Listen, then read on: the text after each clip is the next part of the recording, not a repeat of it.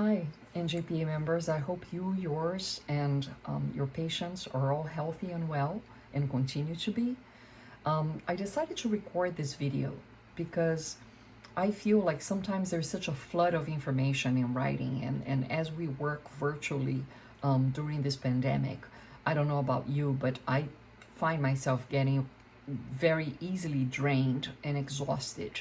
So I thought that maybe through recording a video and through having a message being verbalized, hopefully you can feel the human connection, and you can feel that I am here for you, and I'm trying to do the best I can in my position to obtain the answers for you and to communicate them in an effective and reliable manner. Okay? I want to call your attention to today's Friday update, and there are a lot of information there as usual, but some of this information I think it's important, and I'm just going to give you like few snippets here for you to attend to, and you can go and read in more detail at the Friday update. The very first news is, in the beginning of June, NJPA and APA wrote a letter to CMS, basically asking CMS to extend for up to 12 months the coverage for telehealth for Medicare. And that letter was sent in the beginning of June, but this week we also sent a similar letter to Senator Booker and Senator Menendez. We do think that this is a very important ask. So those of you who actually would like to copy the letter and re-forward to Senator Booker and Menendez, please feel free to do so. It would be wonderful in view of this pandemic that our Medicare recipients don't have to worry about continued coverage for telehealth, and they can remain safe in their own home and continue to receive services with the same level of reimbursement as in-person services. So that's one thing. The other thing is, and I'm going to preface this, is one of my learning experiences being your president since January. I actually had this idea that if anyone who is the president of NJPA, that you needed to have answers, and that you needed to kind of have accessible resources, and you needed to have, like, you would be the first to receive answers and to receive information. I had two moments in my life when I realized that my arrogance needed to be toned down and humility needed to be sunk in. One of them was when I became a mother.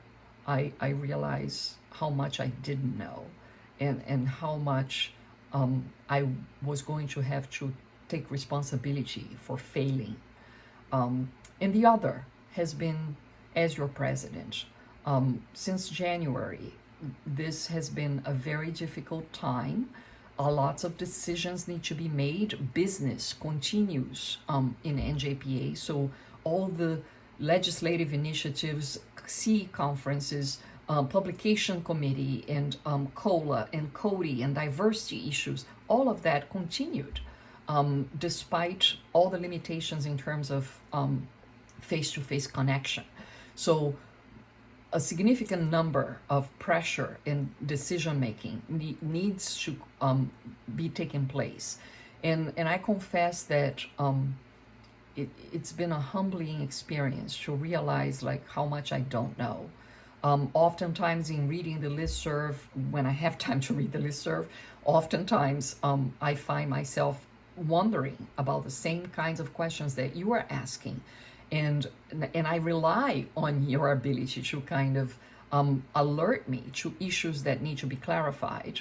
But at the same time, I confess that it feels like quite humbling to not know the answers. And even sometimes to use the mechanisms that we have in place to find out what the answers are, I find myself like realizing that, sometimes the answers that we receive are still not clear. And they generate many more questions as they arrive. So a good example of that was the post that I disseminated this week from the New Jersey Association of Health Plans, which, it's a post that was forwarded to us by somebody at Horizon. We don't yet have a connection to that association, but that post basically communicated about some of the insurance plans, how they needed to abide by the telehealth law.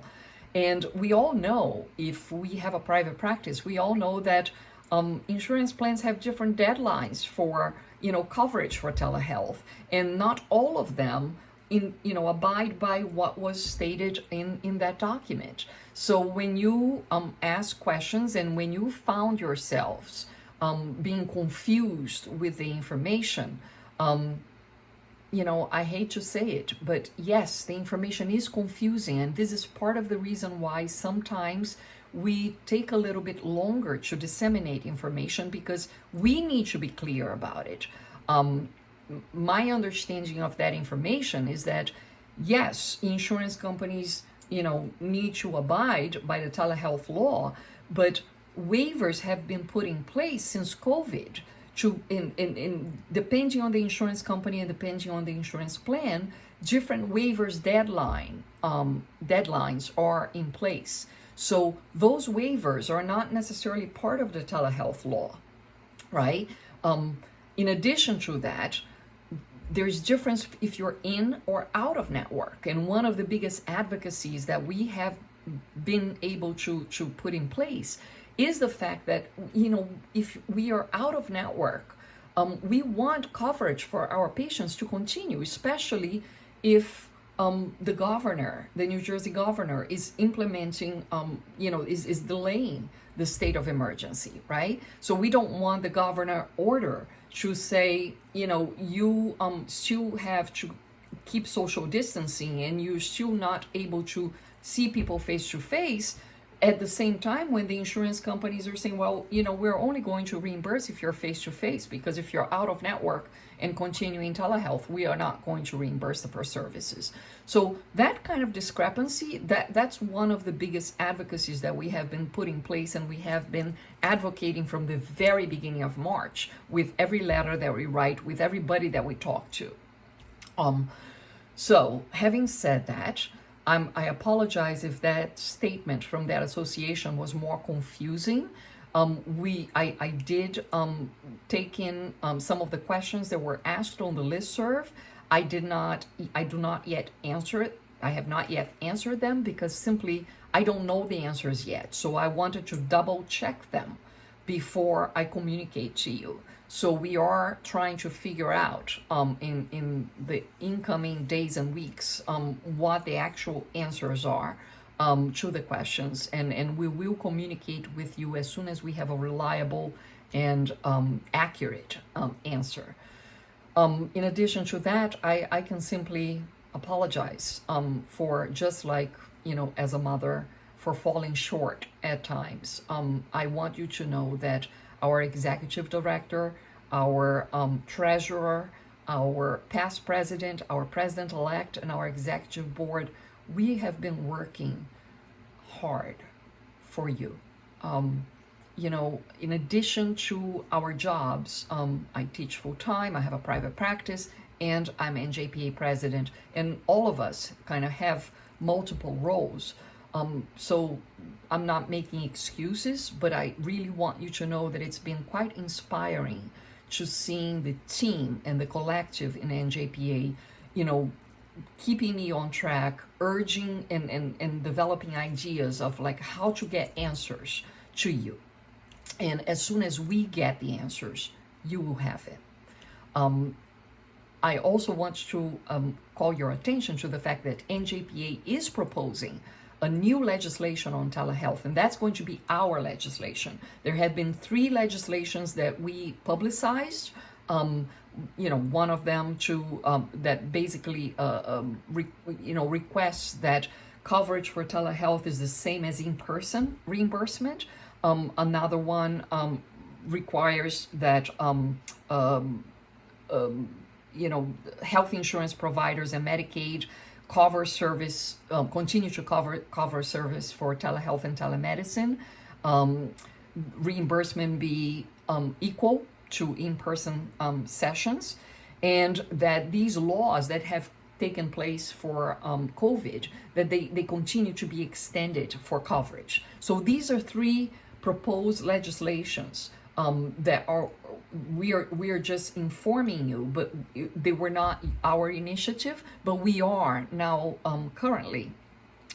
We already forwarded the talking points that were approved by COLA and by the executive board to our GAA, and he's getting actually the legislation crafted. And once it's crafted, it's going to come back to NJPA for additions, and so that would be our legislation, and part of those talking points are the needs of our members regarding coverage. Okay, so I'll keep you posted on that as it evolves.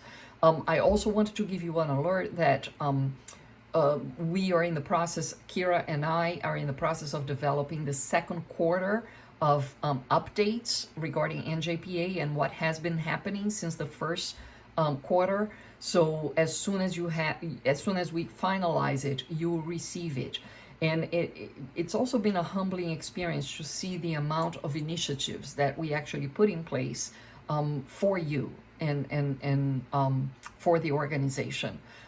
As you all know, it's been quite uncertain, the state of confusion, the state of anxiety, and I don't know about you, but I can tell you that more often than I would wish for, I find myself not knowing and having to contain my own patients' anxieties and uncertainties and problems when I myself wish they didn't have to, and I myself wish I didn't have to, right? All of us who rent space, all of us who had perspectives and dreams about what plans we would put in place for this year, everything seems to be now up in the air. So I am trying to keep myself and keep my patients back to the basics of self-care, back to the basics of, let's just acknowledge that we only know so much, and information is changing so fast from day to day that what is valid today may not be valid tomorrow, and we have to acknowledge that, and we have to be okay with that, because this is not the usual. This is not usual, this is not customary, this is unprecedented, and we are trying to do the best we can for ourselves, for our families, for our loved ones, and for those that depend on us and our patients. So that is my message for you. I'm not making excuses. I hope you don't take what I'm saying as like me not taking responsibility for my role. More than ever, I'm aware of my role, and I'm aware of the responsibility that it entails. I wish I could have answers more on my fingertips, but I don't. So that's something that, I have to come to terms with. And if I communicate anything that is confusing or premature, and I don't have all the answers, I apologize for that. I can attest to me and all the leaders in NJPA, we are trying to do the best we can. And I know you are too. So continue to take care of yourself, be healthy, take care of your health, mental, physical, emotional, and I do hope we can meet in person soon. And meanwhile, take care of yourself and enjoy the weekend. All right? Take care.